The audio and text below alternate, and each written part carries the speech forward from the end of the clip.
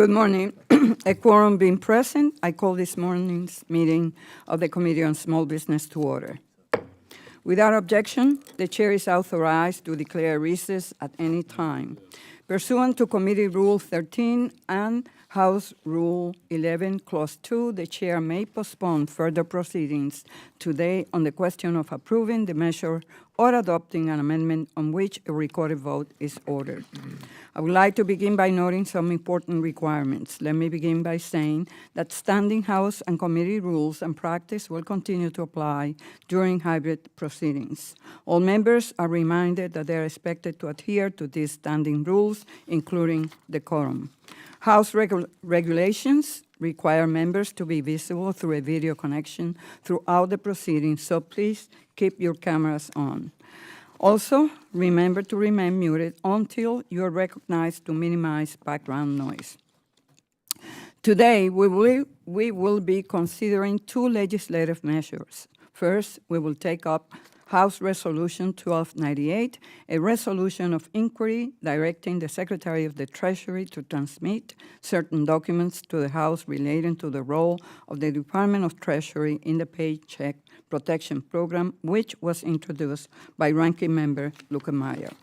We'll also be considering H.R. 8844, the Step Improvement Act of 2022, which was introduced by Representative Evans and co-sponsored by Ms. Kim, Ms. Newman, and Mr. Flood. During the beginning of the pandemic, we entered into one of the most perilous times for small business owners. With the dangers of COVID-19 to the general public, small businesses had to pivot to align their business practices to the new normal during that period. As small businesses struggled, it was incumbent on the federal government to step up and provide financial support. This committee took up the call and helped create the Paycheck Protection Program. Nearly $800 billion in low-interest forgivable loans were issued to keep small firms afloat during the pandemic. And although the program was a tremendous success, congressional oversight of a program of this magnitude is imperative. Moreover, the Economic Aid Act required the Secretary of the Treasury and the SBA Administrator to testify before the committee not less than twice per year. Our attempts to have Secretary Yellen testify before the committee have unfortunately been unsuccessful. In general, I do not object to the minority's efforts here, especially to determine what policies Treasury, specifically under former Secretary Mnuchin, could have instituted to ensure that these loans were distributed equitably in the beginning. However, I will note that the committee continues to conduct rigorous oversight of the Paycheck Protection Program, which is why this resolution of inquiry is not needed. For those reasons, I will be recommending that the committee report the H.Res. 1298 to the House without recommendation. The committee will also consider legislation to reauthorize the SBA state trade expansion program for 4 more years. The Step Improvement Act reauthorizes this vital small business program and makes improvements to the grant process. This bill is just another example of the work the committee has done through this Congress to help small business owners and entrepreneurs recover from the pandemic. I want to reiterate that this measure has bipartisan support, and I urge members to support the bill. I would like to recognize the ranking member, Mr. Lukemeyer, for his opening statement. Thank you, Madam Chair, and thank you for calling today's markup. We have important work to do on behalf of America's small businesses, entrepreneurs, innovators, and startups. This morning's markup will highlight and showcase the work the committee is doing to enhance small businesses' ability to trade their goods and services on the global stage while also exercising critical, important congressional oversight. As you just stated, this is a very important issue from the standpoint of providing oversight over this agency and the Treasury from the standpoint of the PPP program. Unfortunately, the committee arrived at this juncture after following 2 separate paths. One followed regular order, which allowed members on both sides of the aisle to discuss and debate reforms of the Small Business Administration's State Trade Expansion Program, also known as STEP, which aims to assist small businesses with their exporting goods and needs. After multiple congressional hearings And after hearing from the SBA's top STEP official, H.R. 8444, the STEP Improvement Act, is set to advance during today's markup. The second piece of legislative business today is the result of the Treasury Department and the Secretary of the Treasury ignoring this committee and the nation's 33 million small businesses. Despite having an important role within the Paycheck Protection Program, and despite a legal and statutory responsibility to testify before this committee, Secretary Yellen has decided it is beneath her to talk to us. Therefore, I introduced the resolution of inquiry directing the Secretary of Treasury to provide us with important information and communication regarding the agency's role within PPP. This is about transparency and oversight. This is about holding this administration accountable to not only Congress, but also to America's small businesses and their millions of workers. To conduct proper oversight on behalf of the American taxpayers and to enact responsible legislative solutions, Congress requires clear and comprehensive information. Without it, they're just ideas that lack justifications. Despite my concerns for how the SBA is functioning, the SBA administrator and her top deputies have testified before this committee. Madam Chair, I can't say the same for the Department of Treasury. As I said earlier, these are important issues. Later today, the Federal Reserve is once again going to raise interest rates. Ongoing interest rate increases are the direct result of persistently high inflation. Small businesses are being challenged day in and day out. Whether it is inflation, ever-present supply chain issues, a labor crisis, or burdensome regulations, they deserve our attention. They deserve SBA's attention, and they deserve the Treasury Secretary's attention. Anything less is unacceptable. Madam Chair, I look forward to today's debate, and I yield back. Thank you. The gentleman yields back. Does any other member seek recognition for the purpose of making an opening statement? Seeing none, we will now move to the consideration of HRS 1298, a resolution of inquiry directing the Secretary of the Treasury to transmit certain documents to the House of Representatives relating to the role of the Department of Treasury in the Paycheck Protection Program of the Small Business Administration, introduced by Ranking Member Luca Meyer. I would now like to recognize the Ranking Member for an opening statement. Thank you, Madam Chair. Today, the committee is considering a resolution of inquiry directing the Secretary of Treasury to transmit documents to the House related to the Department's role in the Paycheck Protection Program. As the COVID-19 pandemic began to take hold here in the United States, Congress moved quickly to assist Americans and our economy weather the storm. The largest program enacted was the Paycheck Protection Program, or the PPP. The PPP provided small businesses with financial support in the form of forgivable loans through private sector lenders, and that was a key characteristic of this program. It was not a direct loan program through the federal government. Rather, community banks, credit unions, and other financial institutions were dispersing and interacting with the nation's small businesses. While this program was administered by the Small Business Administration, the Department of Treasury was charged with expeditiously onboarding new lenders. With the program firmly in the PPP forgiveness period, it only makes sense for Congress, and specifically this committee, to perform its due diligence and conduct oversight over the program. Congress recognized our oversight need when funding these programs by enacting testimony requirements for both the SBA Administrator and the Secretary of Treasury.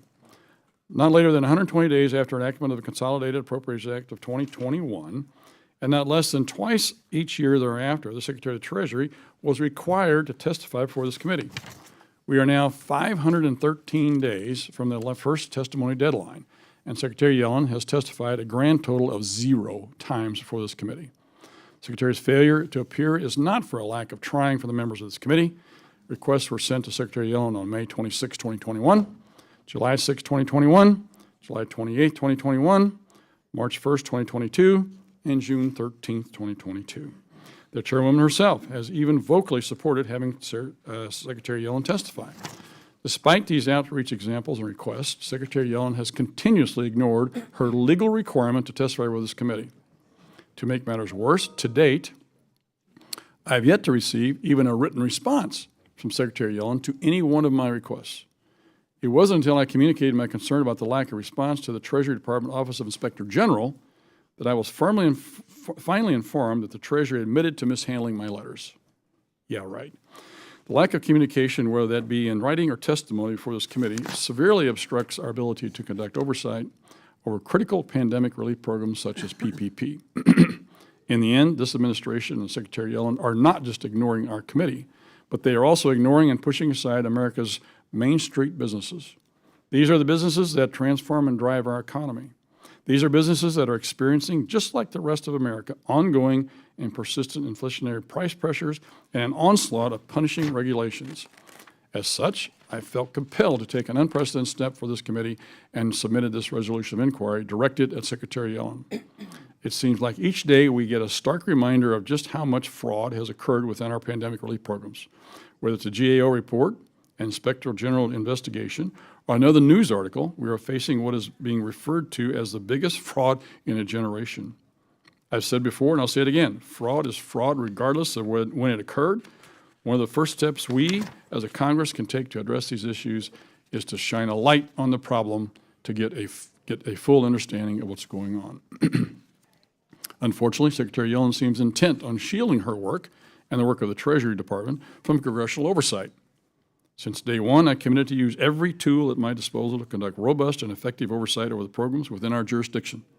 This resolution is one such tool, and I ask each member of this committee to join with me in standing up for Congress's legitimate oversight authority by voting for this resolution. Although a motion to report without recommendation generally indicates that a committee believes the resolution should receive full consideration, I'm disheartened that my colleagues on the other side of the aisle would not join me in making a stronger statement in support of Congress's right to, by reporting this measure favorably. A vote to report this resolution favorably would have been a resounding vote for transparency and the nation's small businesses.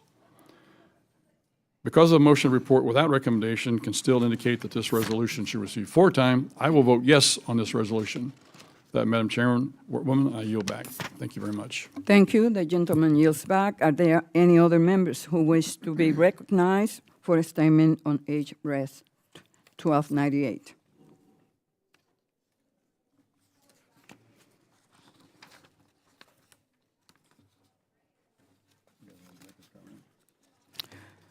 I would now like to recognize myself briefly. As I mentioned earlier, although the PPP program provided a much-needed lifeline to small businesses, there were a number of significant issues with the rollout of the program under the Trump administration.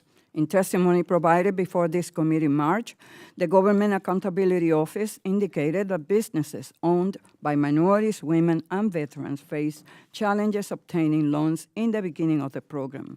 During that hearing, GAO also testified that approval rates were generally higher for firms with pre-existing relationship with a bank, and larger businesses were more likely to have these relationships than the smallest of the small businesses. And according to the SBA's Office of Inspector General and GAO, there has been significant fraud associated with the program due to the guardrails being lowered during the beginning of the program. Moreover, there is a question whether the largest PPP loans had a substantial positive employment effect in the short or medium run. Currently, PPP is in the forgiveness phase of the program, which the committee is actively monitoring. As of May 8, 2022, the SBA made over 10 million full or partial forgiveness payments, representing 88% of all PPP loans, totaling over $725 billion in PPP lending. Because of these reasons, I generally do not object to the minority requesting more documents, but the committee's oversight of this program makes this resolution unnecessary. I hope my colleagues will vote with me to report the resolution to the House without recommendation. If there's no further discussion, the committee will move on to consideration of H.Res. 1298. The clerk will report the resolution. H.Res. 1298 of inquiry directing. Without objection, H.Res. 1298 is considered as read and open for amendment at any point. Does anyone else seek?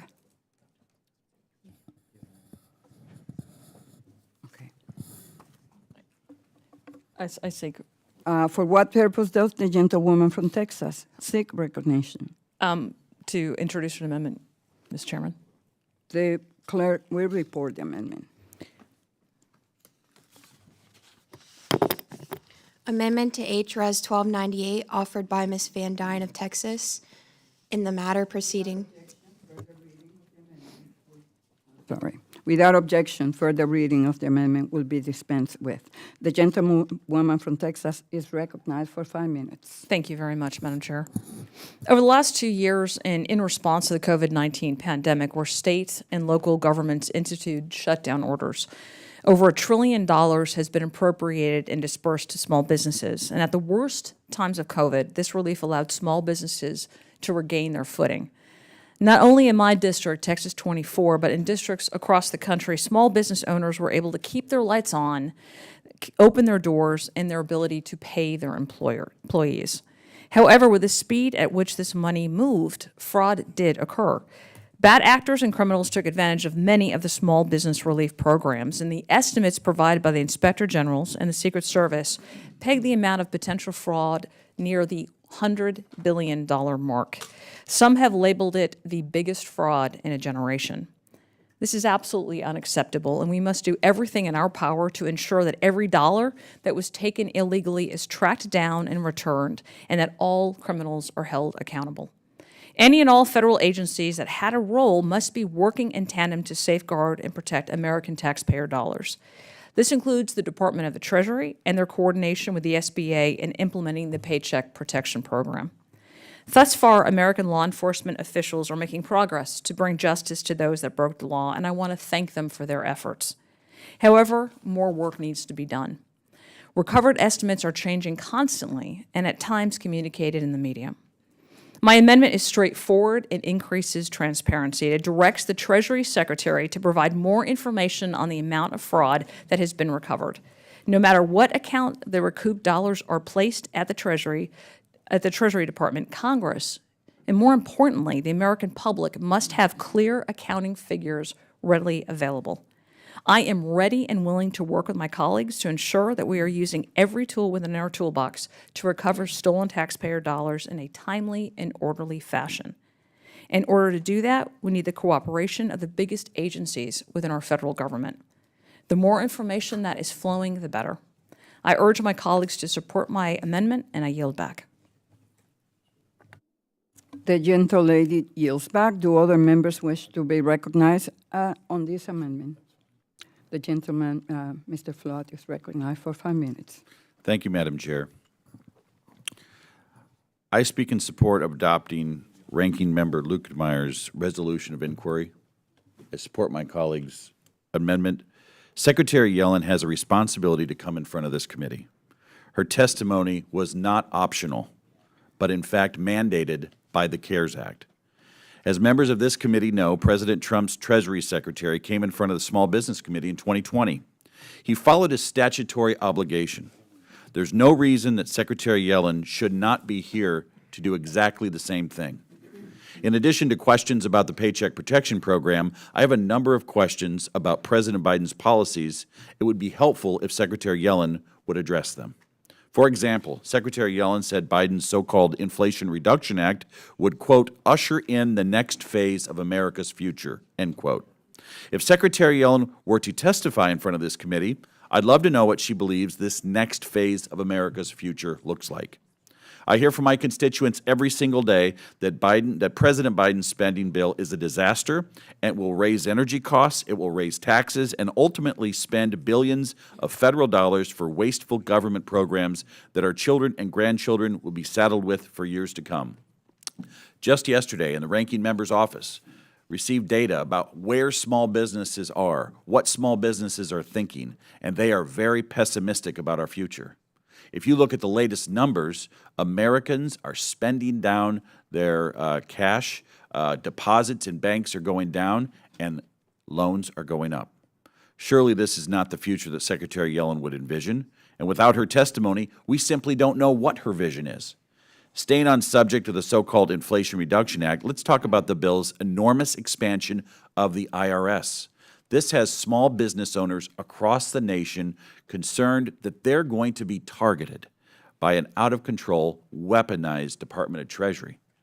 Last Thursday, Secretary Yellen touted the $80 billion in funding for the IRS by claiming that the money would go towards getting constituents' questions answered more quickly.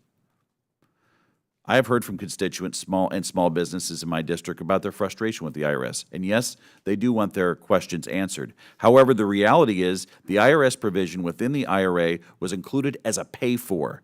The IRS funding is expected to raise $240 billion in additional revenue for the bill to finance other Biden admin policies. That's why the Biden administration wanted to include it in the bill.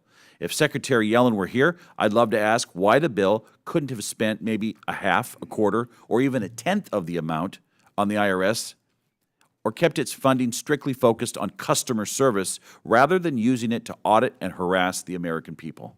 I would also love to hear from Secretary Yellen on the issue of inflation. Small businesses consistently rank inflation as one of their top concerns in surveys. Secretary Yellen called inflation, quote-unquote, transitory, until finally admitting she was wrong about the inflation crisis in comments to Wolf Blitzer in a CNN interview in June of this year. Now that Secretary Yellen has finally recognized the reality that inflation is a serious problem that cannot be wished away, I would love to hear what she plans to do about it.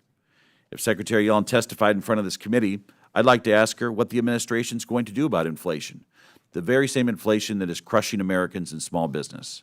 The small businesses of Nebraska would benefit from some clarity from the Secretary on how the Biden administration plans to get us out of this mess that it's made of its own creation. I know they are not alone. The American people deserve answers from the Treasury Secretary. Thank you, Madam Chair. I yield back. The gentleman yields back. Do other members wish to be recognized? Madam Chair. On the amendment? Madam Chair, I move to strike the last word. Mr. Stover is recognized for 5 minutes. Thank you, Madam Chair. Just yesterday, federal charges were brought against 48 people in the state of Minnesota for what is known to be the largest fraud case in the United States related to COVID-19 aid dollars. These individuals created shell companies and enrolled in COVID relief programs, defrauded taxpayers of $250 million to purchase luxury cars, houses, jewelry, and coastal resort properties. During COVID-19, the unfortunate reality is that oversight mechanisms fell by the wayside. But now is the time for us and our federal agencies to step up and try to recoup some of what was fraudulently stolen from the American taxpayer. That is why I am grateful for Congresswoman Van Dyne's amendment. The Congresswoman's amendment provides us, the members of the Small Business Committee here, an opportunity to answer some important questions. How many bad actors are out there? How much money was stolen? How much money can we expect to recover? And how can we make sure this never happens again? We on this committee have a job, a duty to demand accountability no matter the party in charge. To all of my colleagues, the American people are not our piggy bank. Instead of continuing to spend their hard-earned money, they demand we find that fraudulent, stolen taxpayer money and bring it back to the American people. I implore everyone on this committee to vote for the Congresswoman's amendment as well as the underlying ROI. Madam Chair, I yield back. The gentleman yields back. Do other members wish to be recognized on the amendment? For what purpose, the gentleman? Madam Chair, I move to strike the last word. The gentleman from Florida, Mr. Donalds, is recognized for 5 minutes. Thank you, Madam Chair. Members, I actually am in support of the Van Dyne amendment. I think it is critical that we get the necessary information from SBA, from Treasury, with respect to dollars that have been fraudulently taken from the American people. Everybody knows the reports. We're well aware of the issues, but it's time to do the necessary investigations, and the amendment by the gentle lady from Texas will help us get the necessary information this committee needs to actually protect the interests of taxpayers all across the United States. Secondarily, I think one of the things that we have to definitely make sure we do as well is make sure that the Treasury Secretary lives up to her legal obligations, and I stress for the American people who may be watching, her legal obligations to testify in front of the Small Business Committee. We are now going on close to 20 months in the 117th Congress, and the Treasury Secretary has not made herself available, even though federal statute requires her to make herself available to this committee. The members have very serious questions for Secretary Yellen. Number one, on my list, frankly, is where did this proposal come from in the Treasury Department that would allow the Treasury Department to look into the private bank transactions of the American people? When this proposal was floated a year ago, people across the political spectrum, Republican, Democrat, Independents, they all flipped out. Like, they were all like, wait, what? That's insane.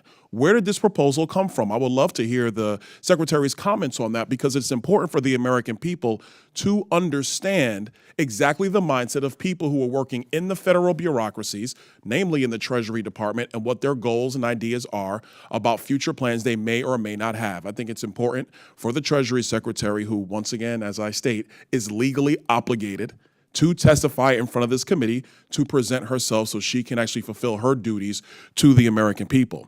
Secondarily, and it's probably already been stated, but I'd be remiss if I don't restate it, inflation is running hot in this country at 8.3. I know the president thinks that it's kind of calmed down, but what the president doesn't seem to realize is that when inflation is still running at 8.3 year over year, the highest in 42 years, that means that prices across the board are strangling the American consumer and American small businesses.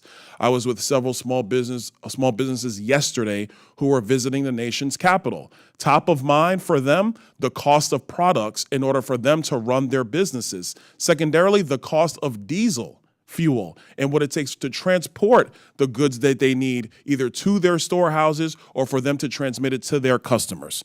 Core inflation is running at 6.3%. That is actually up higher on the month-to-month basis. One of the key reasons for that, obviously, is electricity prices. Would love to get the Treasury Secretary's commentary on that as well. Last part I would love to hear the Treasury Secretary's comments on is what about the administration's plans with the Strategic Petroleum Reserve? It is widely understood that President Biden's decision to try to, quote unquote, buy down gas prices was to distribute a million barrels per day from the Strategic Petroleum Reserve. And now we're getting reports that that's coming to an end because at some point the reserves run out. What are the administration's plans to replenish the Strategic Petroleum Reserves? What are the administration's plans about the additive needed for diesel fuel, which is an additive that actually comes mostly from Russia? What are the administration's plans around that? I think all these questions are questions at the heart of what small business owners in the United States are facing every single day. And one member of the administration who is legally obligated to testify in front of the Small Business Committee has yet to make herself available. I think that my colleagues on the other side of the aisle should be just as concerned about her lack of testimony as I am, and as my colleagues on my side of the aisle. So with that, members, we should be supporting the Van Dyne amendment. It is a great amendment. We need to do the necessary oversight so we can advocate for the small business owners that live in every one of our communities all across this great land. And with that, I yield back. The gentleman yields back. Do other members wish to be recognized on the amendment? Move to strike the last word. The gentleman, ranking member, Mr. Lukemeyer, is recognized for 5 minutes. Thank you, Madam Chair. I'd like to thank Ms. Van Dyne for important and thoughtful amendment. I couldn't agree more. I certainly appreciate the comments of the other members on our side of the aisle with regards to this amendment and the other concerns they have with Secretary Yellen. We need to know what kind of thought process is going on, what kind of concerns the administration, all the people within the administration have for the issue that's in front of us. How are they thinking about fraud? How are they thinking about this PPP program? How are they talking to each other about this? Are they talking at all? Is there any concern at all about fraud or about the concerns of forgiveness and how the program's going? We have no idea. We're responsible for all that, and yet we have no idea of what the thought process is because we don't know from Ms. Yellen because she won't show up. Fraud is fraud. I think that no matter when it took place or how, we need all hands-on-deck approach and deliver justice to recoup whatever has been done fraudulently, whatever has been stolen fraudulently. We keep getting a new report every week. I think it was, week before last, we had another report with regards to EIDL program, another $1.3 billion that could have gone to foreign entities. So we have a job to do. We have to take that responsibly and do our job responsibly and hold people accountable. That's part of being a legislator.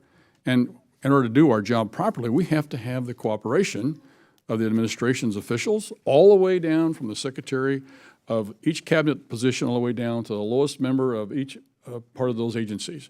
We need to be able to talk to those folks and get the information from them, and that's what Ms. Van Dyne's done in her amendment.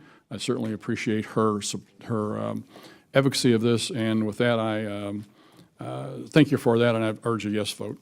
The gentleman yields back. I now would like to recognize myself.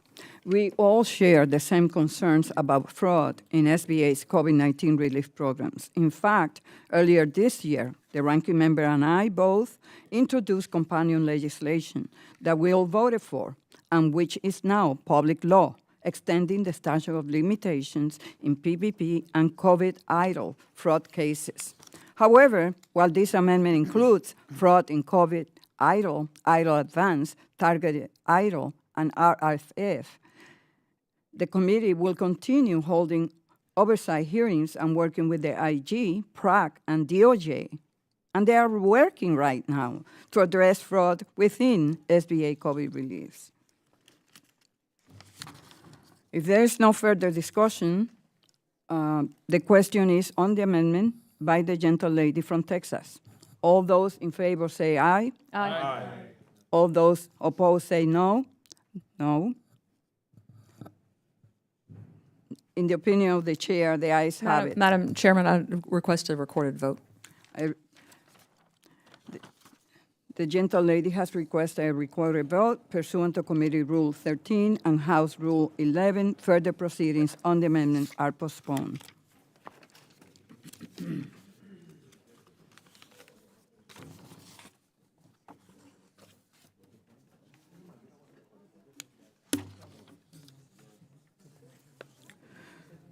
So, Mr. Muser. Ask if there's any further amendments, and he'll pipe up. Yeah, I know. Are there any further amendments to H Res? Madam Chairwoman, I have an amendment at the desk. The clerk will report the amendment. Amendment to H.Res. 1298, offered by Mr. Muser of Pennsylvania. Without objection, further reading of the amendment will be dispensed with. The gentleman from Pennsylvania is recognized for 5 minutes. Thank you, Madam Chairwoman. We all recognize that small businesses are the foundation under which American prosperity rests. Madam Chair, I have some bad news. There are cracks in this foundation. These cracks are deepening and widening due to runaway inflation, placing extreme pressure on the most vulnerable yet the most vital businesses in our society. Small business owners are among the most motivated in our communities, yet despite every trick in the book and deploying every resource available, small businesses are no longer succeeding. They're barely surviving. As members of the Small Business Committee, we would be derelict in our duty if we stand idly by watching as the dominoes fall. In fact, it would be cruel not to act. While we have limited tools to stem the rising tide of inflation, there are some levers we can pull to create a less hostile environment for the most important job creators of our economy. One of those levers is government regulations. It is a fact that government regulations have an outsized influence on our free enterprise in America, disproportionately hurting small businesses. It is a fact that the federal regulatory behemoth comes at an extreme cost to the American public, hampering productivity, raising prices, holding back economic development, pausing job creation, and impeding commerce. Just one example of the harmful regulations being proposed by this administration is the SEC's climate disclosure rules. This rule would implement even more burdens on American small businesses at a time when they are already struggling to combat record high inflation, high energy costs, workforce shortages, et cetera, et cetera. So what can be done to help small businesses navigate this maze of regulatory red tape? This first step is knowledge. We must collect the necessary information so we are all aware of how small businesses are being held back. This is where my amendment comes in. The Department of the Treasury drives economic policy in this country, policy which deeply affects small businesses. We must be aware of what actions and regulatory assistance is being provided by the Treasury to small business, which is what my amendment will do. By voting yes on this amendment, we would begin repairing the cracks in our economic foundation, and I urge my colleagues to support it. I yield back. The gentleman yields back. Do other members wish to be recognized on the amendment? Madam Chair. The gentle lady from California, Ms. Kim, is recognized for 5 minutes. Thank you, Madam Chair. I would like to speak in support and in favor of my colleague Mooser's amendment. You know, with inflation and prices at a 40-year high, it is imperative that we hear from our Secretary Yellen on how the administration's policies are impacting our job creators, entrepreneurs, small businesses, and workers. The committee also needs to understand why the administration got the fiscal policy wrong when she said other administration officials described inflation as transitory. The current inflation rate is anything but transitory. Instead, it has been 513 days since Secretary Yellen missed the deadline to be in front of this committee. Our small businesses owners are demanding answers. My constituents are demanding answers. I hear this all the time as I travel throughout my district. The ROI and the amendments offered by my colleagues, Van Dyne, Mooser, and others are some of the few tools that we have at our disposal to request answers from members of the cabinet. So I hope my colleagues on the other side of the aisle join us to discharge the ROI from this committee and get a vote on the House floor. We must get answers from Secretary Yellen because it's long overdue. I yield back my time. The gentlelady yields back. Do other members wish to be recognized on the amendment? Madam Chair, I move to strike last word. The gentleman is recognized for 5 minutes. Thank you, Madam Chairwoman, and thank Mr. Muser for his efforts in offering this amendment. The American economy is dependent upon the success of small businesses, and right now these businesses are in deep trouble. Government red tape and overly burdensome regulations choke off economic growth and suppress job creation. For example, I'm deeply concerned about the SEC's ESG greenhouse gas proposed rule and the unintended consequences it will have for small businesses. I'm glad to hear the SEC chairman is starting to clarify its intention for small businesses, but there are a lot of questions and concerns that remain. Compound these pressures with out-of-control inflation. It is no surprise that small businesses are struggling everywhere. Whatever actions or assistance the Treasury is taking to assist small businesses with addressing government regulations, we need to know about. Congress needs answers and small businesses need relief, and the time to act is now, starting with this amendment. I think one of the things that concerns me is, and we talked about this yesterday with the trade representative, and I've talked about this with Administrator Guzman, are our small business administrator and her officials contacting and talking to the administration? Is there any coordination? Is there any communication of them talking with the administration and explaining the concerns with regards to inflation, rules and regulations, taxation? And we say this over and over again, but if there's no communication, how can the administration understand the impact of what they're doing on small businesses, which, my goodness sakes, 99% of the businesses in this country are small businesses. And if we don't know the impact of all of this, the SBA is behind and derelict in its duty. And we, if we don't require these things to be done and said and provide the oversight, are derelict in our duty. So it's very important that we pressure the administration of the Small Business Administration to contact and coordinate with the administration as a whole and with Congress with regards to how things are going. This is like driving your car down a road with the lights off. You're going to wind up in the ditch. And so this is extremely important that we have this kind of oversight, that the coordination between these agencies is there, and Mr. Muser's amendment is helping us to find how these regulations are doing, the impact of those, who's communicating, doing what, is there communication at all? And with that, Madam Chair, I certainly support the amendment and urge my colleagues to do the same, and I yield back.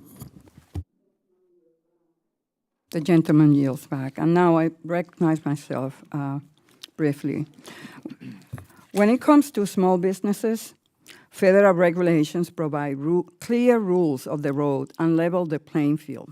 The bottom line is that big corporations, not small businesses, benefit from the rollback of regulations.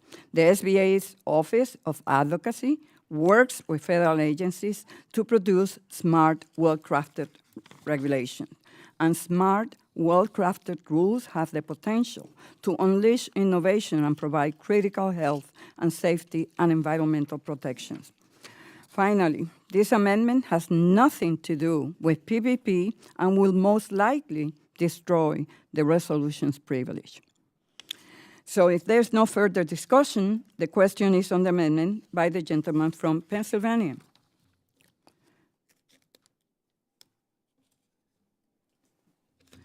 Seeing none, the question is now.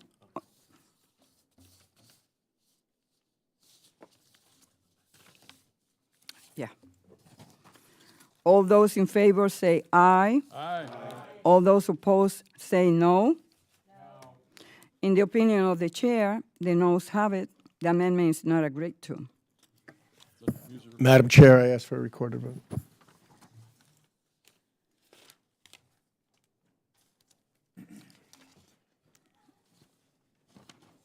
Too many papers. A recorded vote has been requested, and if proceedings to the House rule, it will be postponed.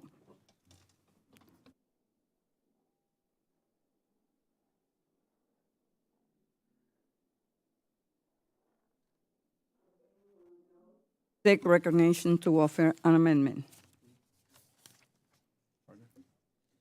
Madam Chair, I have an amendment at the desk.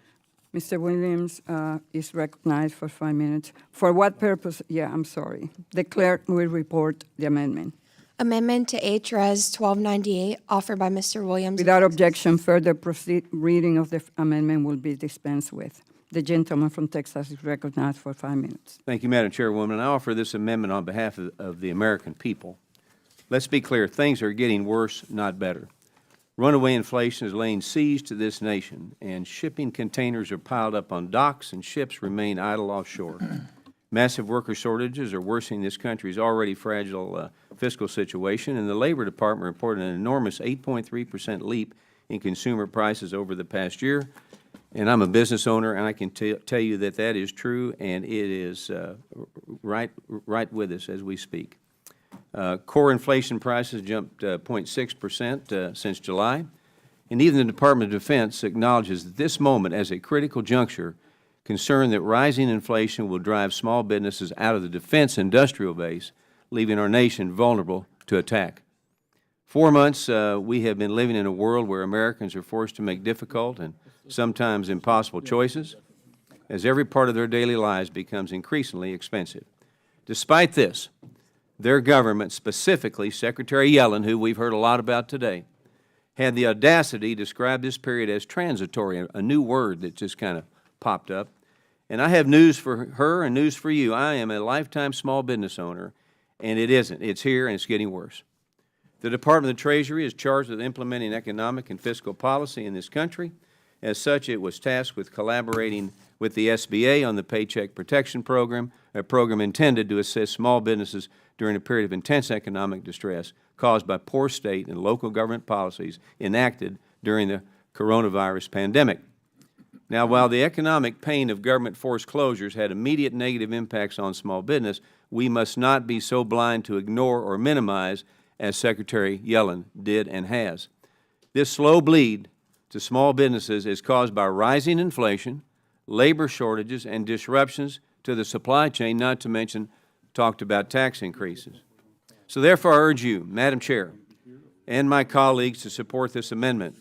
My amendment requires the Department of the Treasury to report to Congress the actions taken and communications made with Small Business Administration to assist small businesses in response to these economic headwinds. While the pandemic may have been the catalyst of this country's current economic misfortune, we continue to see the effects that bad government policy has on small businesses. We must be aware of what our government is doing for small businesses, especially in these challenging times, because small businesses, as we've heard, are basically 99% of what we have in our country. Again, I urge the support of my colleagues, and I yield my time back. The gentleman yields back. Do other members wish to be recognized? Madam Chair? For what purpose the gentleman seek recognition? Madam Chair, I move to strike the last word. The gentleman from Florida is recognized for 5 minutes. Thank you, Madam Chair. Members, I think, again, I think being in support now of the Williams amendment, I think, is critical. One of the key things we obviously know is that the SBA does have communications with business owners throughout the United States. So I'm quite sure that business owners, especially during the last couple of years, have been commenting to SBA about some of the headwinds they're facing. And one of the key ones has been labor shortages throughout the United States. If you look at productivity, the productivity measure is actually down for 2 consecutive quarters. So if productivity is down, what are the real implications of labor markets on small business owners throughout the United States? What has been the communication between small business owners and the SBA about whether it's specific issues in their company or in their industry, or with government regulations and or government policies that are putting more strain on labor markets for small business owners? I think it is timely information that this committee needs to help advise SBA and in some respects bring light to some of the policy challenges, economic challenges that are existing, and whether the current administration, in my opinion, it is the current administration, but whether it's the current administration is adding to the difficulty of small business owners, specifically in the case of labor shortages. We all know that there were severe labor shortages last year. We are also very clear about why there were labor shortages last year. And just because unemployment appears to be low at 4 points, whatever it is right now, it's low, quote unquote, U6 and unemployment rate. The labor shortage issues still exist. Companies are still struggling hiring small employees to work in their small business, and wage rates have gone up precipitously. They've gone up substantially for a small business owner. All that creates pressure. I am quite sure there have been communications with SBA on this. This committee needs to be privy to those conversations, and that's why we should be in support of the Williams Amendment. I yield back. The gentleman yields back. Do other members wish to be recognized on the Madam Chair. amendment? Madam Chair? The gentle lady from New York, Ms. Tenney, Yes, I move to strike the last word.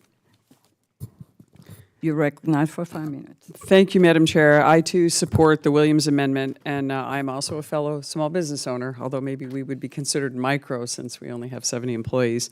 But wanted to just talk about the core responsibility of Congress is to provide oversight over the president and the federal bureaucracy. And it's our duty on behalf of the American people to ensure they faithfully execute our laws and their responsibilities to the public.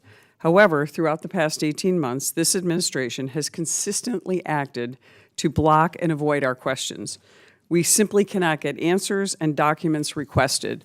Almost 2 years ago, the Small Business Administration was given unprecedented responsibility to help our small businesses respond to and survive the challenges of COVID-19 pandemic. In return, the SBA and the Treasury under Janet Yellen have demonstrating a shocking lack of responsiveness to the concerns and questions from congressional offices and small businesses.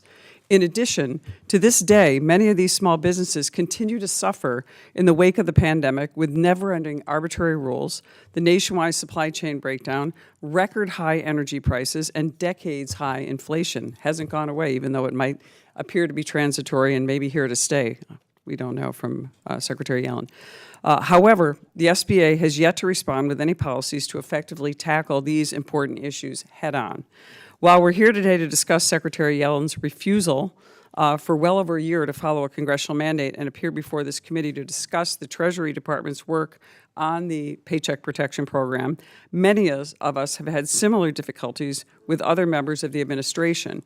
Over the past year, the SBA has consistently stonewalled me and my office as we have requested and tried to get simple answers as to why they provided forgiveness for 38 individual Paycheck Protection Program loans totaling approximately $67 million in taxpayer money to affiliates of Planned Parenthood Federation of America.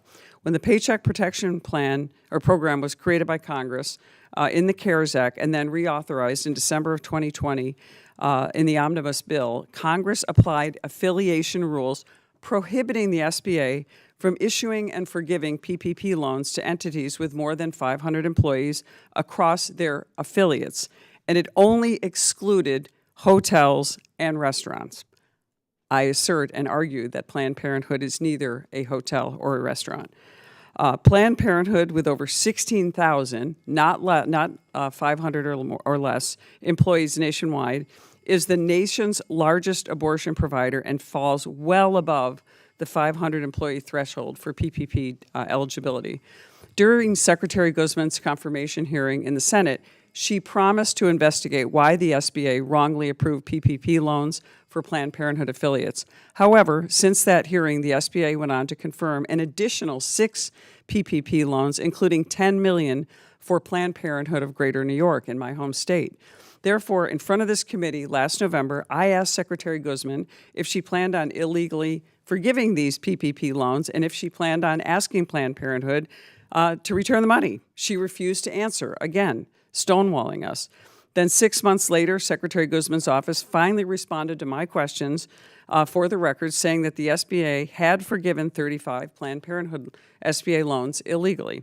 During the April hearing, I proceeded to ask her why the SBA thought they were allowed to award and forgive these loans to Planned Parenthood. She again refused to provide any answer to my office or to me personally during that committee hearing. Then in May of this year, Patrick Kelly, the Associate Director of the SBA Office of Capital, came in front of this committee. I asked him the same question as Secretary Guzman. He refused to provide any answer on why Planned Parenthood was eligible for these loans. Their behavior is completely unacceptable. Our federal bureaucracy must be responsible for its actions. We can't tolerate arbitrary decision-making in this flagrant violation of the law. And I think it's time we pass this common-sense resolution of inquiry and finally get some straight answers from the administration and the Department of Treasury and have Secretary Yellen perform her constitutional duty in appearing before this committee. And this is our job. This is our job to provide oversight, which is why I support the Williams Amendment, and I urge all of my colleagues to do the same. And we're here to help the American people and help our small business community, as many of us are small business owners, not to get into a partisan game. This is an issue that is not partisan. She's supposed to appear before the committee, and we need to have answers on these issues in applying the law that we've passed in this House. With that, I yield back my time. Thank you. The gentlelady yields back. Do other members wish to be recognized on the amendment? Madam Chair. The gentleman from Maryland.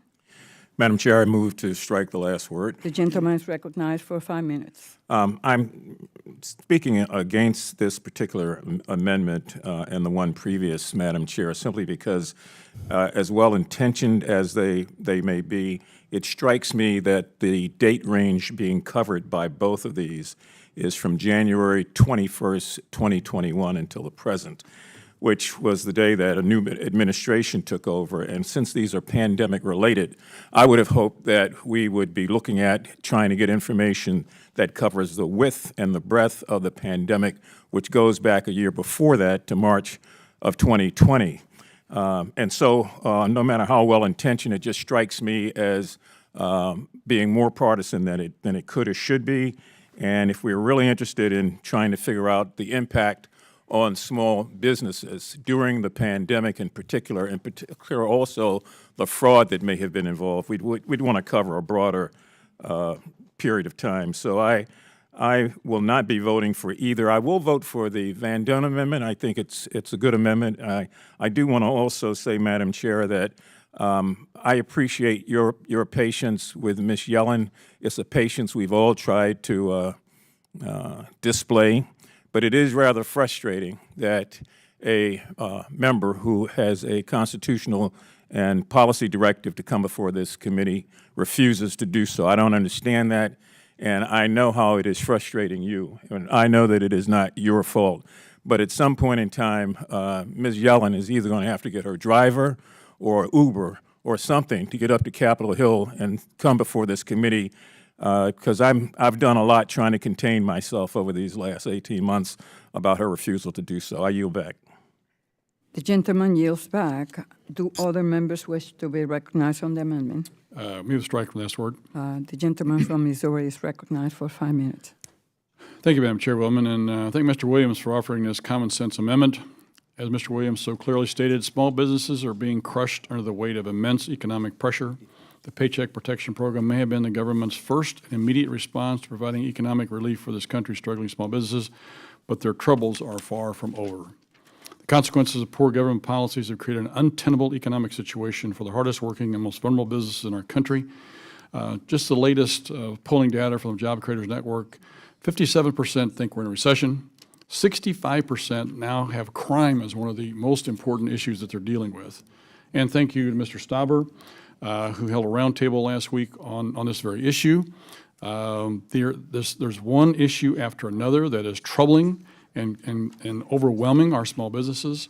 The testimony that was at this small business roundtable was chilling, to say the least, from how some small businesses are having to change their business models and the things they have to do just to be able to open their doors and to accommodate their customers. It is unbelievable. But we need the consequences of these poor government policies have created an untenable economic situation for these small businesses. We must have a full picture of what our government is doing to assist these critical businesses, which is what Mr. Williams' amendment is trying to do. And I also want to comment on Mr. Mfume's comments. I thank him for those. We are frustrated too. This is why we're here this morning with Secretary Yellen. I serve on another committee on financial services, and Secretary Yellen seems to have the time to show up on that committee. She's been there twice in the last year, and yet she refuses to do her statutory duty to show up here.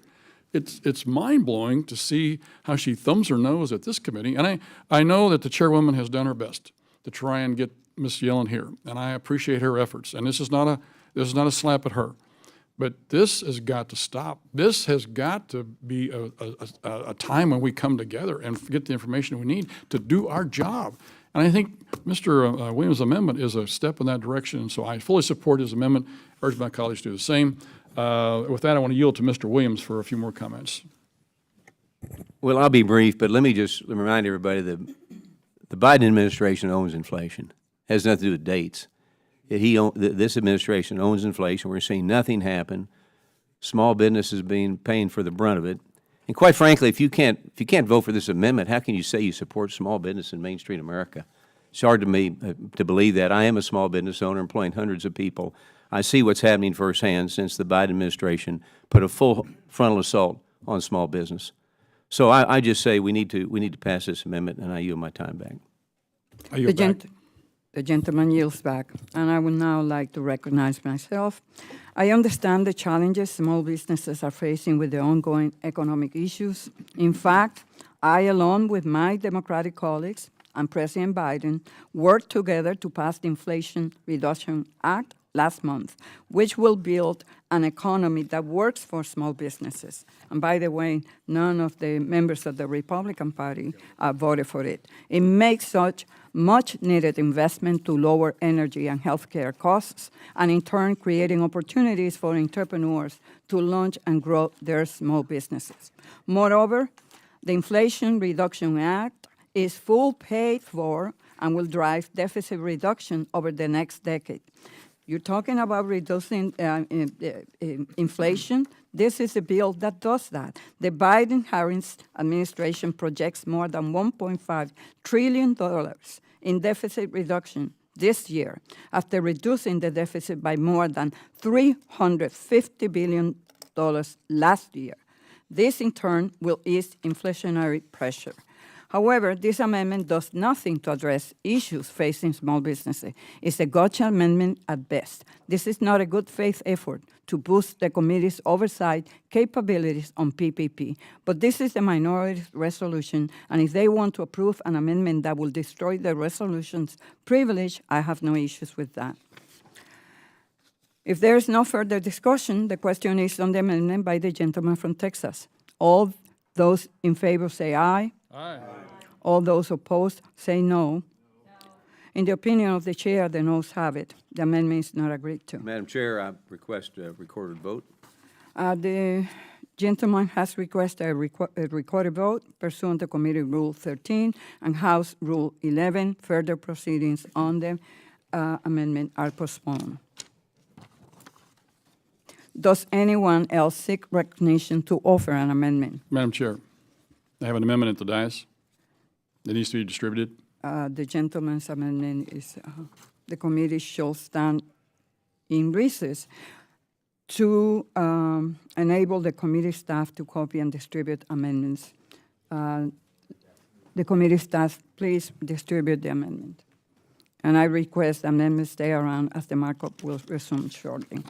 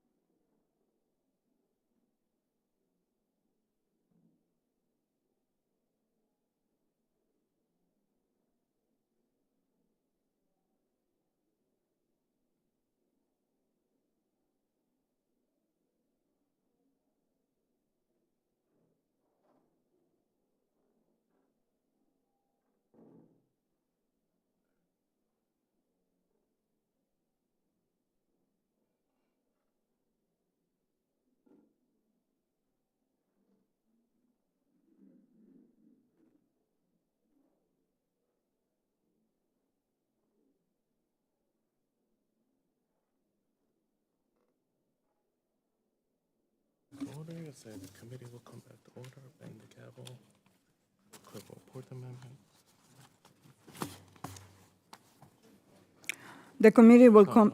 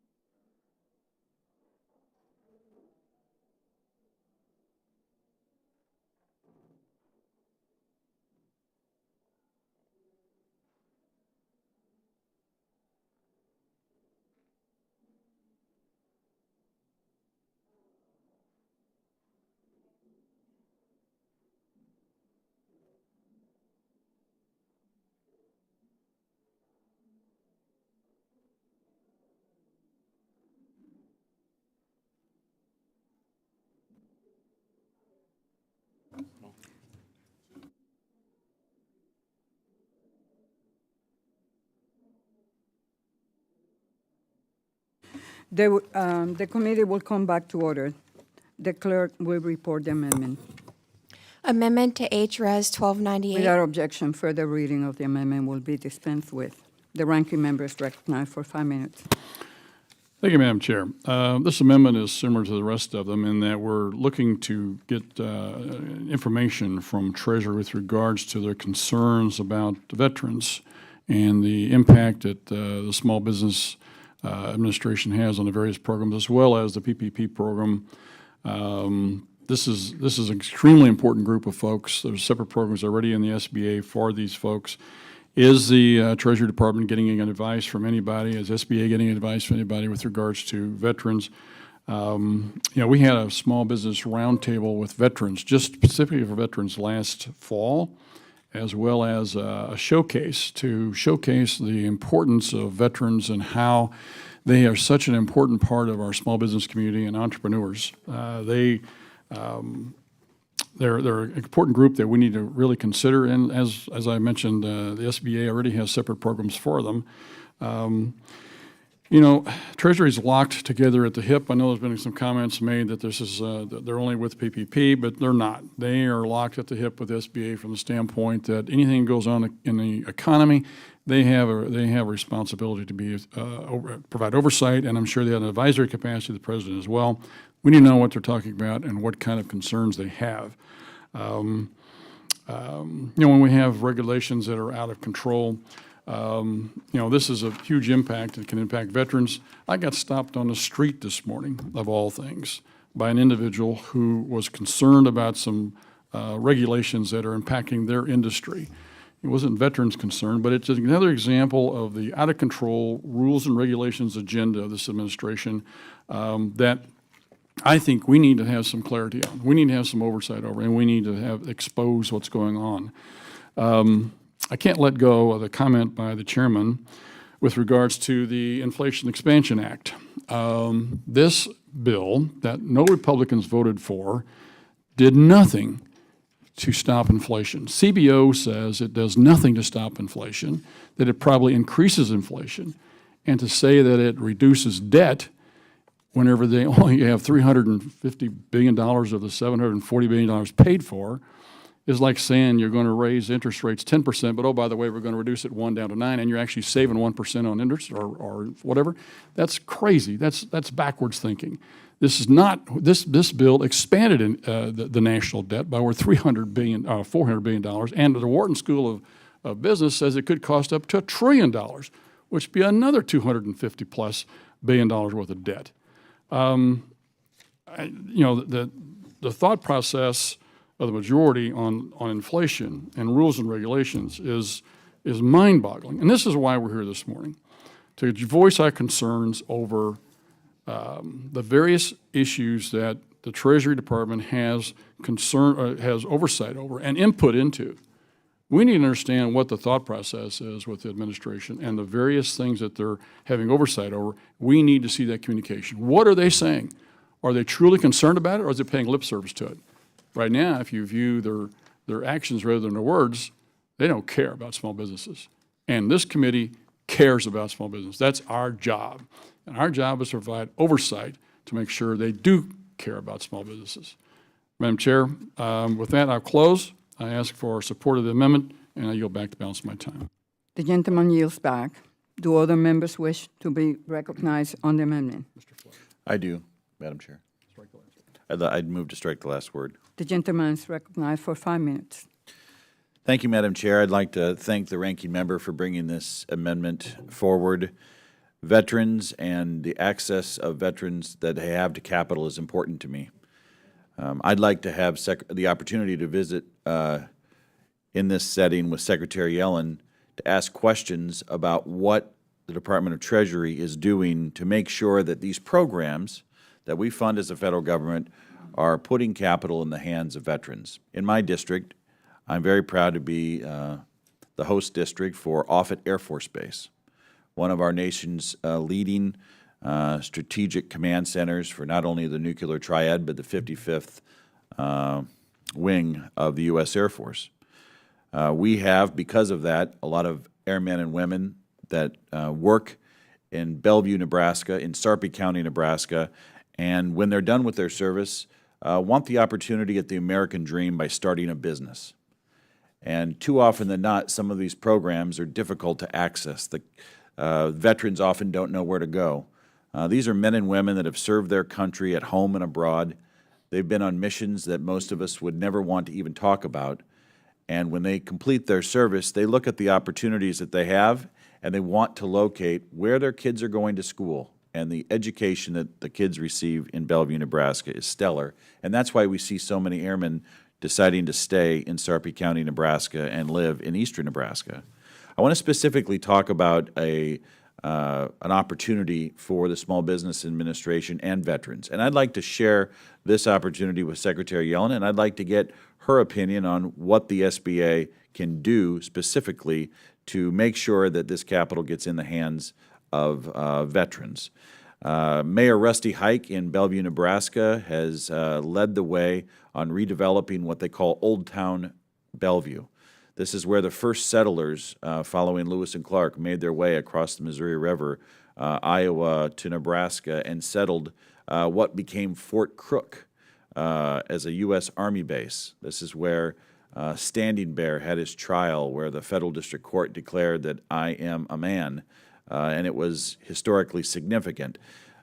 Mayor Hike is in the process of revitalizing Old Town by bringing multi-use real estate opportunities together, and he wants to see small businesses grow and thrive, and that means he needs veterans. There's over 10,000 active service members that are on the Offutt Air Force Base. Think about how many veterans we have just in this one county in eastern Nebraska, men and women that have served their country and should have the opportunity to take advantage of a small business administration program, but yet often these veterans are unaware of the program. They often don't have the skills necessary to put a business plan together. They would benefit from the wraparound services that are available to veterans. And so with the ranking member's amendment today, it gives us an opportunity to talk about a priority, I think, for this committee, talk about a priority that we should be talking to Secretary Yellen about to find out what, in fact, is the plan for veteran-owned businesses and to increase opportunities for our veterans. Because we know what happens when we don't provide opportunities to veterans and we don't recognize their service. Oftentimes, as we know, given some of the things that they've seen, veterans really struggle later in life. I work with a lot of veterans that deal with PTSD, that have seen things and done things in service to our country that makes it difficult sometimes just to manage daily life.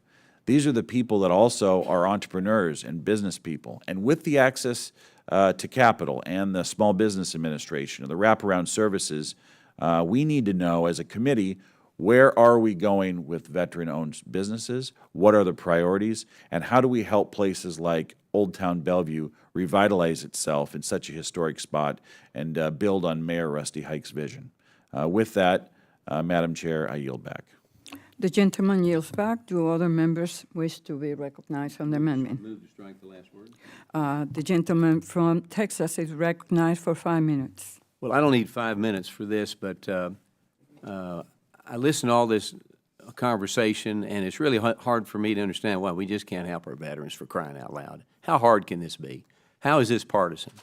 I represent Fort Hood, the largest military base in America, and probably this morning we've got 40,000 young men and women down there that are being trained to fight for freedom and liberty. But yet the other side just talks about free stuff all the time. Everything's free. Tuition now is free. You don't have to pay your apartment, forbearance. Illegals get free stuff. It's just unbelievable. And so we need to cut out the free stuff, and we need to help our veterans. We need to help our veterans start a business, create a business. They're trained, they're ready. This amendment does that. But again, how can you be against our veterans? How can that be? And then you call yourself a patriot? It's hard for me to believe. I yield my time back. Let me. Yes. Madam Chair, I move to strike the last word. The gentleman is recognized for 5 minutes. Will you yield for 2 seconds? Yes, whatever you like. It's offensive to say that Democrats do not care about veterans. My uncle fought in the Korean War. Puerto Ricans in the United States have one of the highest participation in the armed services. So to say that Democrats do not care for veterans, no, that's not the issue here. The issue is this is not germane to the resolution. It's just that simple. The gentleman's record, I yield back. Thank you for yielding. Absolutely, Madam Chair. I just find it almost amusing that we're told that we're against veterans before the vote has even taken place on the amendment that we just got. Now, unless somebody is clairvoyant, I don't know how you make that assumption. And if you're basing it on past history, you just can't assume that everybody on this committee does not care about or work with veterans. I would call the gentleman's attention back to the National Defense Authorization Act with an amendment that myself and was co-led by Representative Van Dyne to give the SBA more time in transferring certification processes regarding disabled service veterans and their minority-owned or small businesses that they owned. So I think the last thing that I wanted this to degenerate into has been what it's degenerated into, I guess.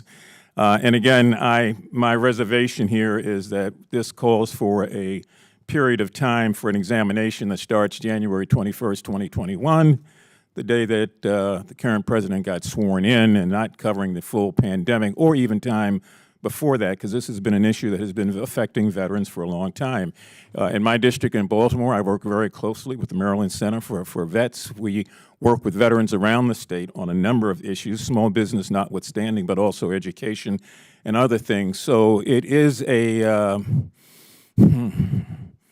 it's a bit misleading to suggest that before a vote is taken, people are automatically predisposed against veterans when that has not been the case. And I plan on now voting against what I probably had some idea that I might vote for, which is this amendment. I just don't like the way it's being characterized and the way that members of this side of the aisle are being painted. So I don't know if I've got any time left, Madam Chair, but I yield it back to you. The gentleman yields back. Do other members wish to be recognized Madam on the Chair. amendment? I move to strike the last word. Mr. Phillips is recognized for 5 minutes. I want to associate myself with your remarks and also my colleague from Maryland. I'm disgusted by that tone. As someone who employs veterans and as a Gold Star son, I take grave offense to anybody who would say we Democrats do not support veterans. The shame is not on us. The shame is on anybody who might say that. I yield back. The gentleman yields back. Do other members wish to be recognized on the amendment? Madam Chair, gentleman from Florida. The gentleman from Florida is recognized for 5 minutes. I move this right to last word, Madam Chair, and thank you for the time.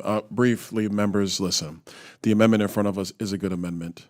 I think that I would actually encourage all of the members to take a look at the words in front of us and to, have the other conversations associated with commentary when the committee's adjourned. At the core of what we're trying to do here is make sure that veterans are getting all the assistance that they need and getting the necessary information so that this committee can do their work on behalf of men and women who have served our country, regardless of their politics. I think what we should get focused back on is what's in front of us right now. We can have the other conversations later, because the amendment brought by Ranking Member Luke DeMeyer is a quality amendment that this committee should take up. With that, I yield back. The gentleman yields back. Do other members wish to be recognized on the amendment? The gentle lady from Pennsylvania, Ms. Houlihan, is recognized for 5 minutes.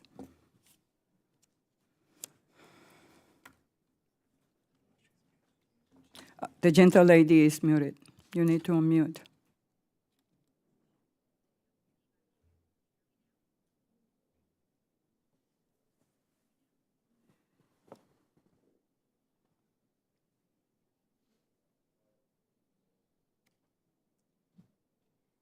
I guess we are having difficulties.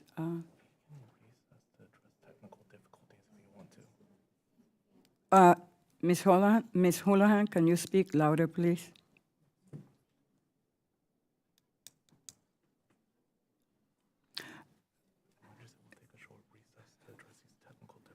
Okay. So we're going to take a brief recess until we address these technical difficulties. Why don't you just go on to the next one, come back to her.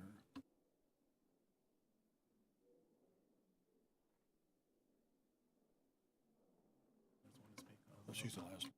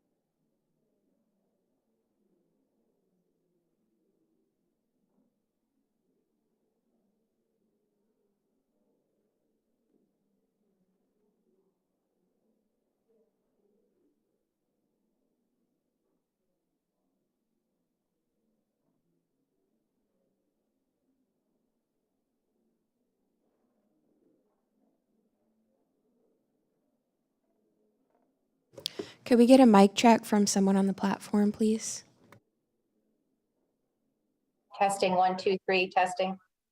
Thank you, Ms. Houlihan. We can hear you in the room. Thank you. The committee will come back to order. The gentle lady from Pennsylvania is recognized for 5 minutes. Thank you, Madam Chair. I have now been in Congress for the better part of 3.5 years, and I have worked my darndest to remain civil and decent because I want to always assume the best of everyone across the aisle and within my own party. But I take deep offense to the statement of the gentleman who would ever imply that I or my colleagues are not patriots, In fact, I and myself am a veteran, my father a veteran, my grandfather a veteran, my brother a veteran, many of my cousins are veterans. I am also a small business person and have been an entrepreneur for the better part of my life before joining Congress. And for the better part of 3.5 years, I've listened to this rhetoric coming from many of my colleagues, and I just cannot abide by it any longer. While I appreciate that this is not the conversation that I'd like to be having, this is the conversation that I am forced to be having. And I would like very much so to ask for the apology from the gentleman who has somehow talk to me and my colleagues about not being patriots and about not understanding the plight of the veteran. You have no idea, sir, how I would have voted on this particular amendment. It was literally just dropped a few minutes ago. And with that, I yield back. The gentle lady yields back. Do other members wish to be recognized on this amendment?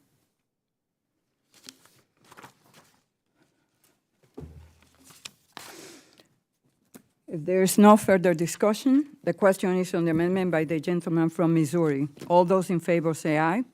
Aye. All those opposed say no. No. In the opinion of the chair, the noes have it. The amendment is not agreed to. Madam Chair, I request a recorded vote. The gentleman has requested a recorded vote pursuant to Committee Rule 13 and House Rule 11. Further proceedings on the amendment are postponed. Does anyone else seek recognition to offer an amendment?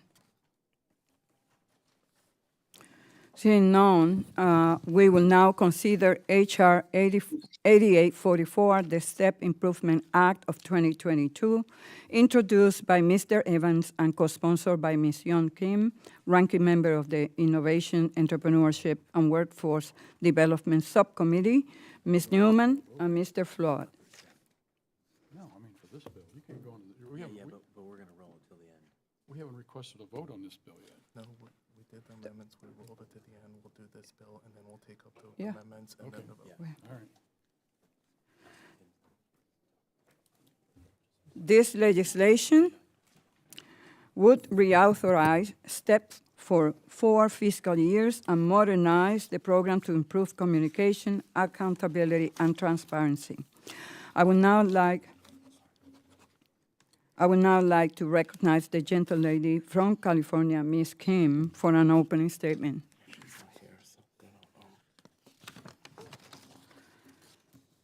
Okay, so the gentle lady is not here, and she's not in her, okay, so I would now like to recognize the gentle lady from,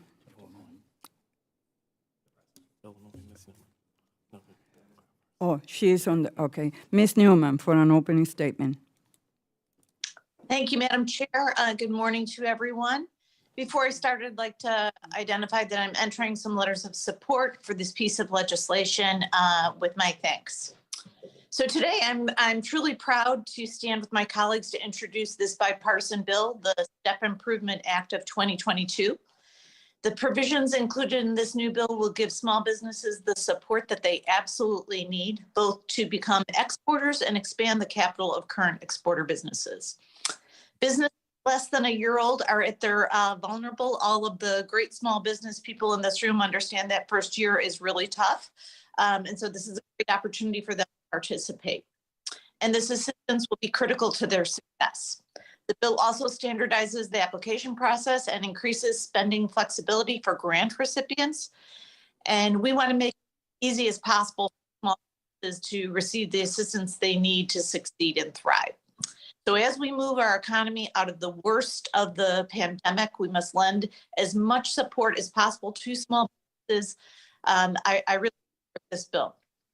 Small businesses are the absolute backbone of our country and our economy, and we must invest in their success. I urge all of my colleagues to support this legislation. Thank you, and I yield back.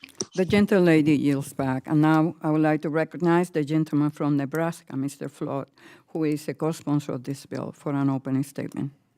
Thank you, Madam Chair. I'm proud to co-lead H.R. 8844 with my colleagues, Congressman Evans, Congresswoman Newman, and Congresswoman Kim. I also want to thank the chairwoman and the ranking member, Luke DeMeyer, for having this markup today.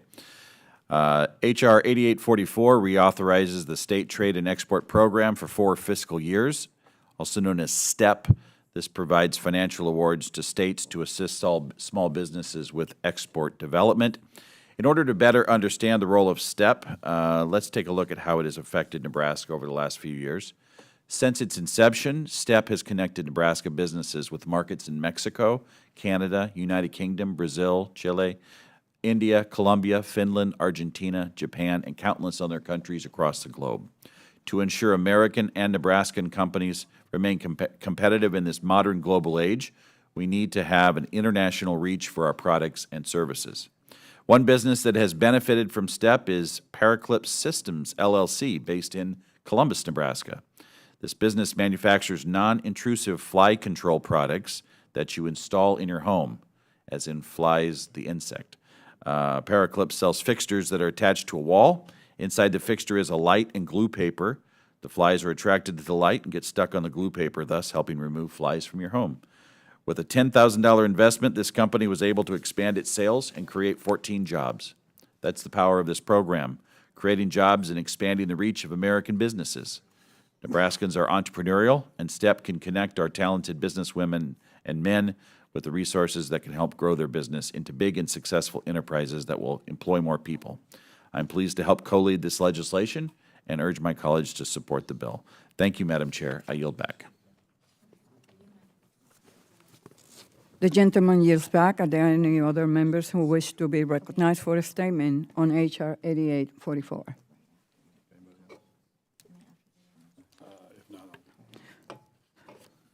The gentleman, the ranking member, is recognized for 5 minutes. Thank you, Madam Chair. I want to thank the gentleman from Pennsylvania, Congressman Evans, as well as Representative Newman, Kim, and Flood for working on this legislation. From computer and technology parts in California to agricultural commodities in Nebraska, Congresswoman Kim and Congressman Flood know the importance of advocating for our small exporters on the global stage. This Congress, the committee has heard from the Associate Administrator of the SBA Office of International Trade and small business stakeholders on the State Trade Expansion Program. This important program partners with states and territories to increase the number of small businesses that export, increase the value of those exports, and increase new trade opportunities. States utilize STEP awards to support small businesses by facilitating foreign trade missions, and trade show exhibitions, or to provide consulting, marketing, and website services. My home state of Missouri has participated in the STEP program since its inception, and over $2.5 million has been distributed to hundreds of Missouri businesses to support their export ventures. This legislation will reauthorize STEP for 4 fiscal years from FY 2023 to FY 2026, so small businesses can continue to utilize the program's export promotion services. Legislation will also improve the implementation of the program by creating a standardized application process. To increase accountability, the legislation requires the Associate Administrator to conduct an annual survey of each state grantee to solicit feedback and determine the best practices. Further, H.R. 8844 requires SBA to publish an annual report on the program and an analysis of the performance metrics of the program, including whether performance goals have been met. In a growing global economy, we must support our small businesses in their export efforts. I urge my colleagues to support H.R. 8844, and I yield back the balance of my time. Thank you. The gentleman yields back, and I will recognize myself briefly. I would like to commend Representatives Evans, Kim, Newman, and Flood on their bipartisan work on this bill.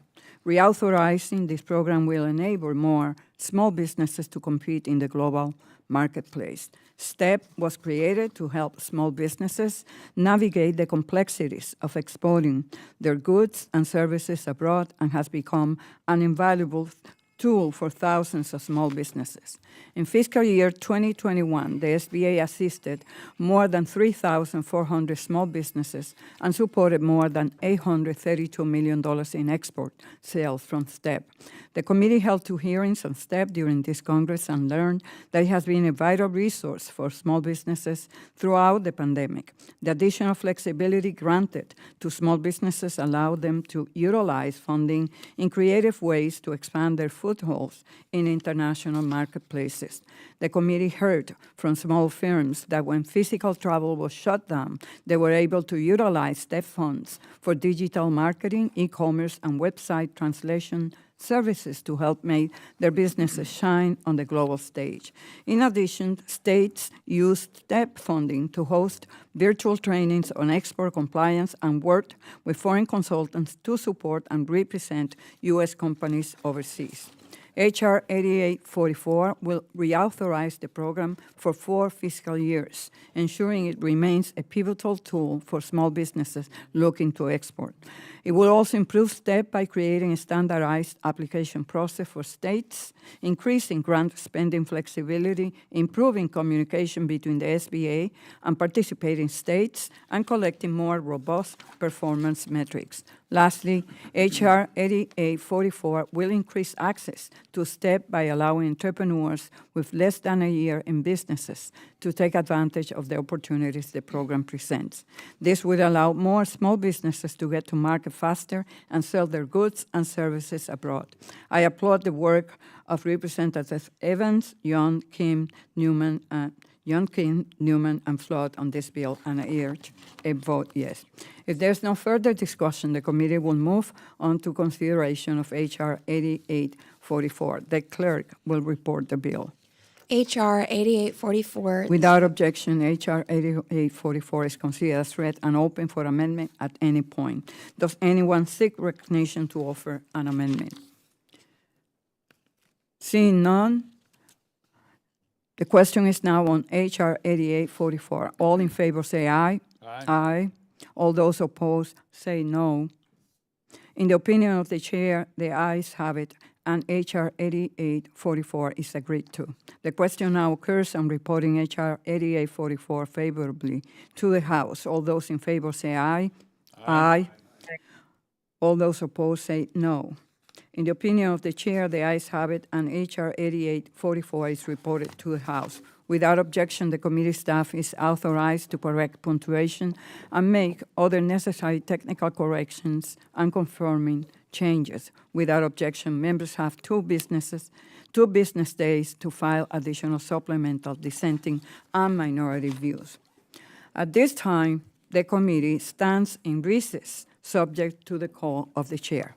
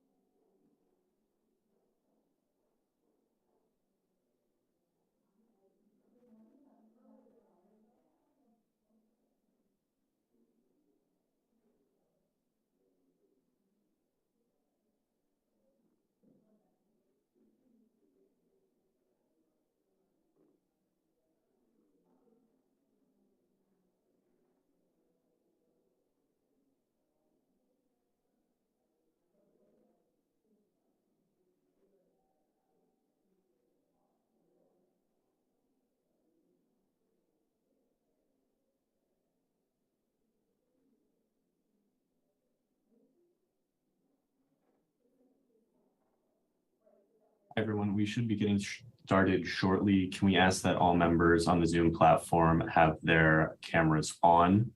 And can I get confirmation from someone in the room that you can hear me through the platform? Yes.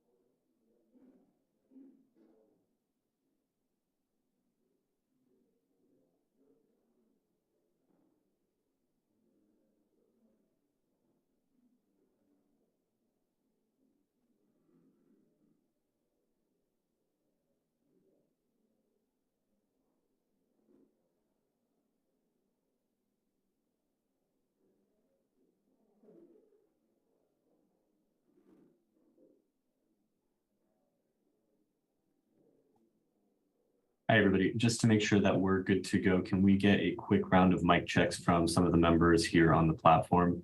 Can we start with Mr. Stauber up in the top? Yes. Can you hear me? Yes, thank you. Mr. Evans? Yes. You hear me? 5, 4, 3, 2, 1. Thank you. Mr. Kim, can we do you? Yeah, hi, can you hear me? Thank you. Ms. Houlihan? Testing, 1, 2, 3, testing. Thank you. Ms. Davids? Davids is present. Thank you. Ms. Van Dyne? That Don is present as well. Thank you. Mr. Crow? Check, check, check. Thank you. Ms. Kim?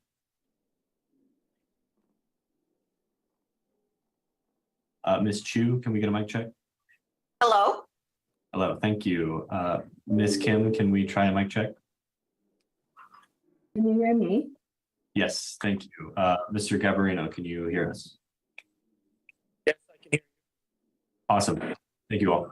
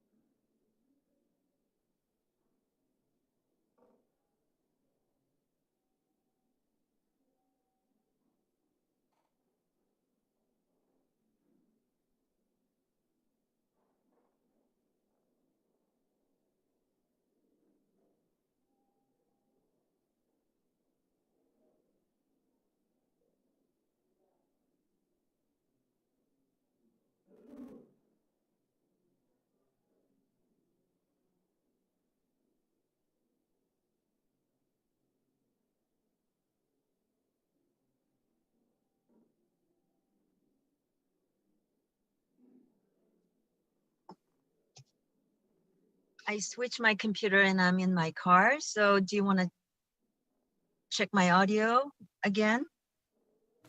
Thank you, Ms. Kim. We can hear you. Thank you.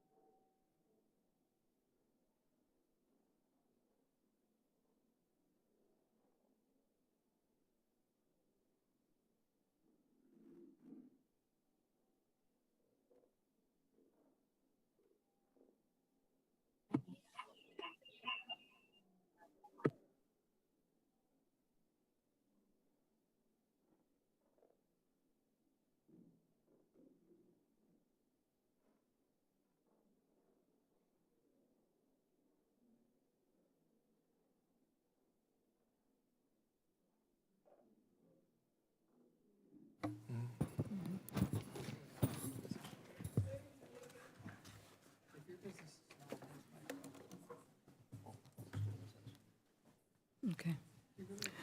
The committee will come to order. The committee will now resume consideration of the amendments on which roll call votes were requested and postponed. There are 4 postponed recorded votes. The question now occurs on Van Dyne 1V2. The clerk will please call the roll. Ms. Velasquez? No. Ms. Velasquez votes no. Mr. Golden? No. Mr. Golden votes no. Mr. Crow? Yes. Mr. Crow votes yes. Ms. Davids? Davids votes yes. Sorry, could you repeat that, please? Sorry, Davids votes yes. Ms. Davids votes aye. Mr. Nfume? Mr. Nfume? Mr. Phillips? I'm sorry, is this the Van Dyne amendment? Correct. Yeah, Phillips votes aye. Mr. Phillips votes aye. Ms. Newman? Ms. Newman? Ms. Bordeaux? Bordeaux votes aye. Ms. Bordeaux votes aye. Mr. Carter? Mr. Carter? Ms. Chu? No. Ms. Chu votes no. Mr. Evans? No. Mr. Evans votes no. Ms. Houlihan? Ms. Houlihan? Aye. Ms. Houlihan votes aye. Mr. Kim? Aye. Mr. Kim votes aye. Ms. Craig? Ms. Craig from Minnesota votes aye. Ms. Craig from Minnesota votes aye. Mr. Peters? Peters votes aye. Mr. Peter votes aye. Mr. Lukemeyer? Aye. Mr. Lukemeyer votes aye. Mr. Williams? Aye. Mr. Williams votes aye. Mr. Stauber? Stauber votes aye. Mr. Stauber votes aye. Mr. Muser? User votes aye. Mr. Muser votes aye. Ms. Tenney? Ms. Tenney votes aye. Mr. Garbarino? Mr. Garbarino? Ms. Young Kim? Kim votes aye. Ms. Young Kim votes aye. Ms. Van Dyne? Aye. Ms. Van Dyne votes aye. Mr. Donalds? Mr. Donalds? Mr. Fitzgerald, or Ms. Salazar? Mr. Fitzgerald? Mr. Fitzgerald votes aye. Mr. Flood? Mr. Flood votes aye.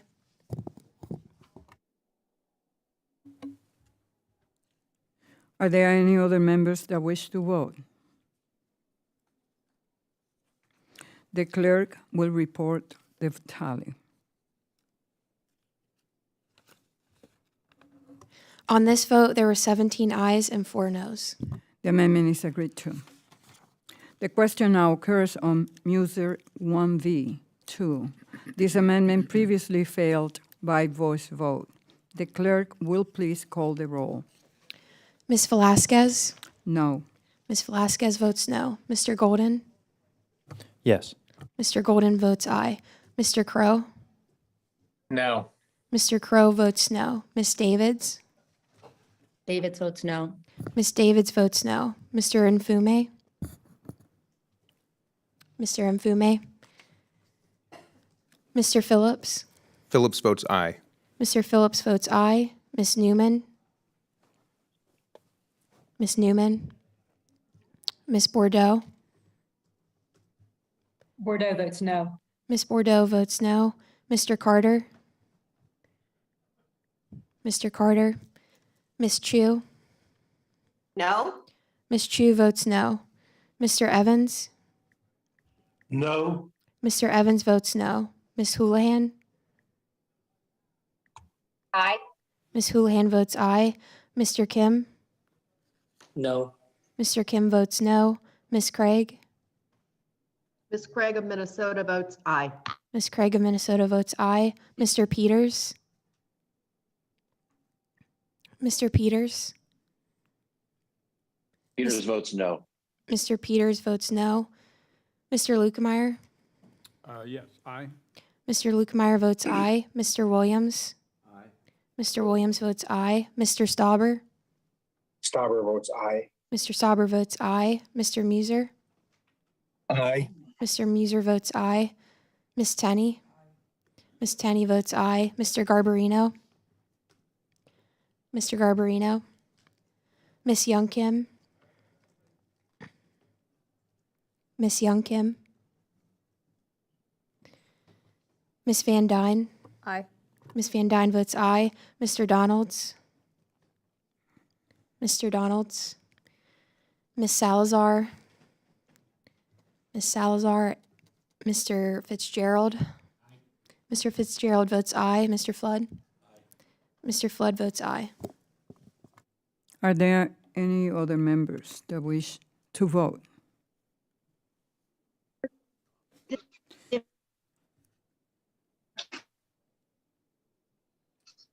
Are there any other members that wish to vote?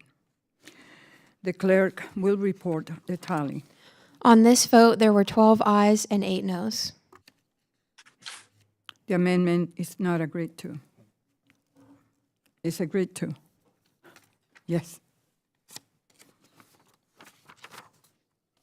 The question now occurs on Williams 1v2. This amendment previously failed by voice vote. The clerk will please call the roll. Ms. Velasquez? No. Ms. Velasquez votes no. Mr. Golden? No. Mr. Golden votes no. Mr. Crow? No. Mr. Crow votes no. Ms. Davids?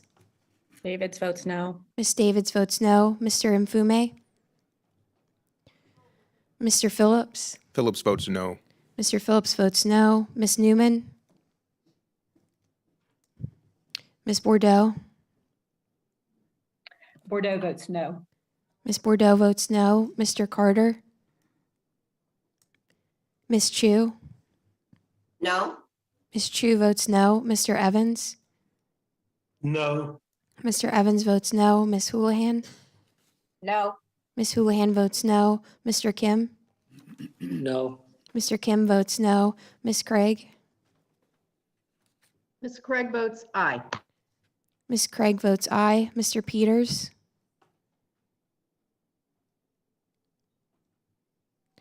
Mr. Lukemeyer? Aye. Mr. Lukemeyer votes aye. Mr. Williams? Aye. Mr. Williams votes aye. Mr. Stauber? Stauber votes aye. Mr. Stauber votes aye. Mr. Muser?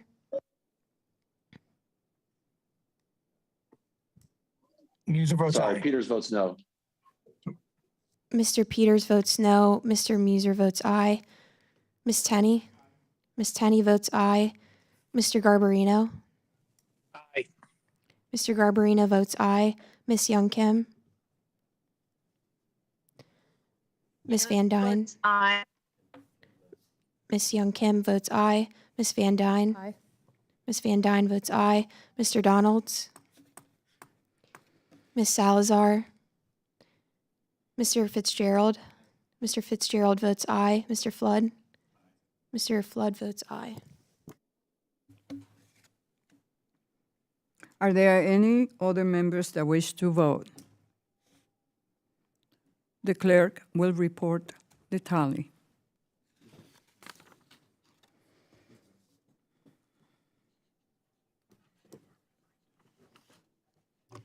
On this vote, there were 11 ayes and 11 noes. The amendment is not agreed to. The question now occurs on Lukemeyer 1v1. This amendment previously failed by voice vote. The clerk will please call the vote. Ms. Velasquez? No. Ms. Velasquez votes no. Mr. Golden? No. Mr. Golden votes no. Mr. Crow? No. Mr. Crow votes no. Ms. Davids? Davids votes no. Ms. Davids votes no. Mr. Mfume? Mr. Phillips? No. Mr. Phillips votes no. Ms. Newman? Ms. Bordeaux? Bordeaux votes no. Ms. Bordeaux votes no. Mr. Carter? Ms. Chu? No. Ms. Chu votes no. Mr. Evans? Evans votes no. Mr. Evans votes no. Ms. Houlihan? Aye. Ms. Houlihan votes aye. Mr. Kim? No. Mr. Kim votes no. Ms. Craig?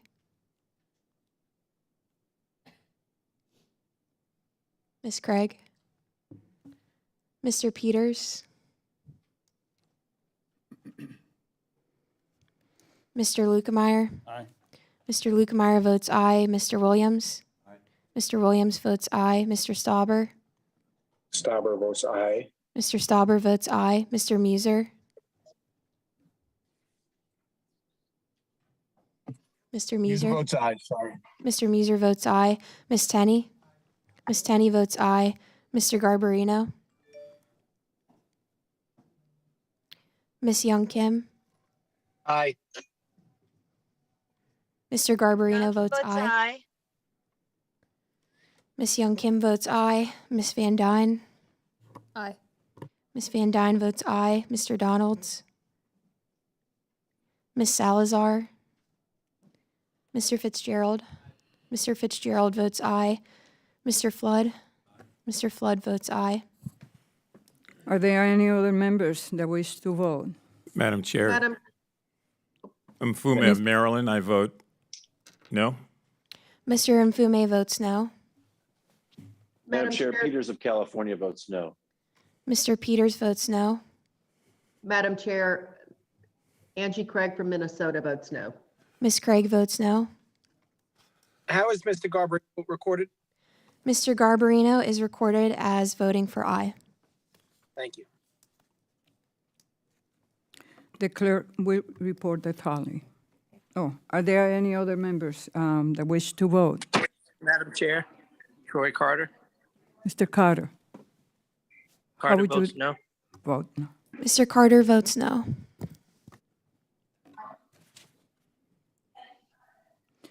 The clerk will report the tally.